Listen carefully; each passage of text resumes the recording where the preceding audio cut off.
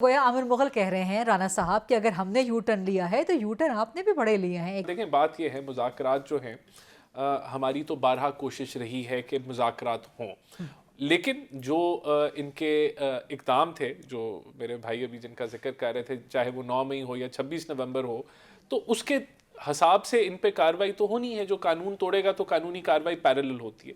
تو ہم نے کوئی ایسا پوزیشن نہیں چینج کی، لیکن ہم وہ جماعت ہیں نہیں، لیکن آپ ان پہ پابندی لگانا چاہتے تھے نا، آپ ان کو دہشت گرد جماعت ڈکلیئر کر رہے تھے، تو وہاں سے تو پوزیشن آپ لوگوں نے چینج کی نا. دیکھیں لیکن ہم لوگ ہمیشہ یہ کہتے تھے کہ جو لوگ پارلیمنٹ کے اندر ہیں اور جو لوگ بیٹھ کے ہم نے ہمیشہ پولرائزیشن کو کم کرنے کی بات کی ہے، بڑھانے کی بات نہیں کی. لیکن اگر آپ دہشت گردی جیسے کام کریں گے، اگر آپ تصادم کریں گے، اگر آپ لڑائی جھگڑا کریں گے، تو پھر ہم وہ اس کے اوپر تو پن پوائنٹ کریں گے.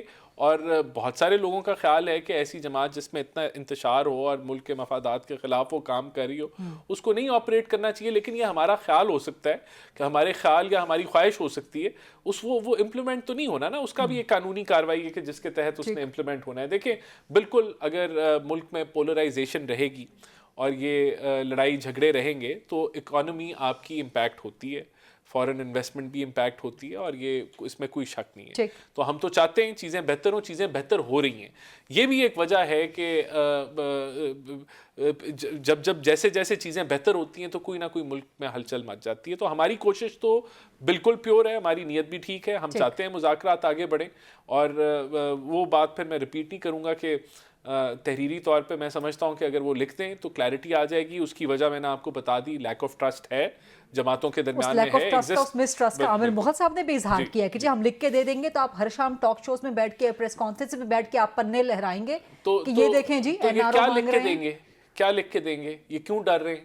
کوئی ایسی چیز یہ لکھ کے دینا چاہتے ہیں جس سے یہ گھبرائیں گے، ڈریں گے، جو عوام سے چھپانا چاہتے ہیں؟ عامر صاحب ذرا کوئکلی جواب دیجیے، پھر میں بریک پر جاتی ہوں. عامر صاحب کوئی ایسی چیز لکھ کے دیں گے آپ جو گھبرانے والی ہے؟ ایسی کوئی بات نہیں ہے. دیکھیں ہمارا تو آن ریکارڈ یہ موقف ہے کہ عمران خان صاحب سمیت جتنے بھی سیاسی قیدی ہیں ان کو رہا کیا جائے. تو یہ تو کوئی چھپانے والی بات تو ہے نہیں. یا تو ہم آن ریکارڈ نہ کہہ رہے ہو یہ بات، پھر تو آپ کہیں کہ آپ ادھر بند کمرے میں آ کے کہتے ہیں کہ عمران خان کو رہا کریں اور ٹی وی پہ بیٹھ کے کہتے ہیں نہ کریں. بھائی ہم تو سامنے کہہ رہے ہیں کہ عمران خان کو جھوٹے کیسز میں، سیاسی کیسز میں رکھا گیا، اس کو رہا کریں. غالباً اس کو لکھ کے نہیں دے سکتے، لیکن رانا صاحب پوچھ رہے ہیں. عامر صاحب نہیں، رانا صاحب اس بات کو آپ سمجھیں. آپ مظہر عباس صاحب نے بالکل درست بات کہی. اصل بات یہ نہیں ہے کہ مظہر عباس کا کندھا استعمال نہ کریں نا، اپنا سیاسی جواب دیں سر. آپ لکھ کے دیں گے کہ آپ 5 سال کے لیے مانگ رہے ہیں شورٹی کہ ہمیں 5 سال تک چھڑا نہ جائے، ہمیں 3 سال تک چھڑا نہ جائے. رانا ثناء اللہ صاحب نے ہم جو مانگتے ہیں وہ لکھ کے دیں. بات آپ یہ بھی لکھ کے دیں کہ جو ہم نے مانگنا ہے وہ بھی تحریری طور پہ لکھ کے دے دیں. آپ کہتے ہیں، میں یہی تو کہہ رہا ہوں، یہ ڈیمانڈز جو مذاکرات کے شروع میں کی جاتی ہیں، آپ کا یہ حق ہے کہ آپ یہ لکھ کے دے دیں کہ ہم بھی تحریری طور پہ رانا صاحب جو ڈیمانڈز کی جاتی ہیں اصل اہمیت ان کی نہیں ہے. اصل اہمیت یہ ہے کہ ہمارا طے کیا پاتا ہے آپس میں. جب طے پا جائے گا پھر سمجھ آئے گی کہ کون اپنی پوزیشن سے ہٹا ہے اور کون اپنے اصولی موقف پہ قائم ہے. یہ تو اس وقت ہوگا جب ہمارے مذاکرات کا کوئی حتمی نتیجہ نکل آئے گا. اس وقت پتہ چلے گا کہ کیا ہم نے بھی کوئی 10 سال کا خفیہ معاہدہ کیا ہے ملک سے بھاگنے کا اور مکہ اور مدینہ میں جا کے بیٹھ کے جھوٹ بول رہے ہیں، یا واقعی ہم اپنے پرنسپلز کے ساتھ سٹینڈ کر رہے ہیں. یہ بھی عامر مغل صاحب بڑی انٹرسٹنگ بات کر رہے ہیں رانا صاحب کے تحریری معاہدوں پر تو آپ کبھی قائم ہی نہیں رہتے. اپنے تحریری معاہدے پر بھی آپ قائم نہیں رہے. طاہرہ صاحب بھی ذکر کر رہے ہیں تحریری معاہدے کا کہ آپ کو ہم لکھ کے دیتے ہیں، اس پر بھی آپ عمل نہیں کرتے.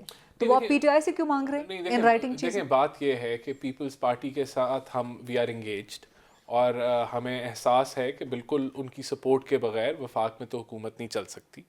اور ان کی اسی لیے انہوں نے علیحدگی کی دھمکی دے دی. آج یہاں تک پہنچ گئی یہ نوبت؟ نہیں، میرے خیال سے یہاں تک نوبت نہیں پہنچی. یہ جو ہے وہ کچھ جو لیڈرز ہیں ایسی بات کر رہے ہیں، لیکن جو مین لیڈر ہے، جو چیئرمین ہیں یا زرداری صاحب ہیں، انہوں نے ایسی بات نہیں کی، اور ہم رابطے میں ہیں. اور دیکھیں کولیشن کے اندر بہت سارے ایشوز آتے رہتے ہیں. یہ ایسے ایشوز نہیں ہے کہ جس سے، اور دیکھیں پیپلز پارٹی ہمیں ساتھ دے رہی ہے کیونکہ ملک کو اس ساتھ کی ضرورت ہے، اسٹیبلٹی کی ضرورت ہے. تو جہاں ہمارے مختلف جو ہے وہ مینیفیسٹوز ہیں، مختلف ایجنڈا ہیں، وہاں ہمارا یہ بھی ایجنڈا ہے کہ ہم نے ملک کو آگے لے کے جانا ہے. تو یہ ہم we are engaged with them, اور مجھے نہیں لگتا کہ یہ کوئی خطرے کی گھنٹی بنے گا.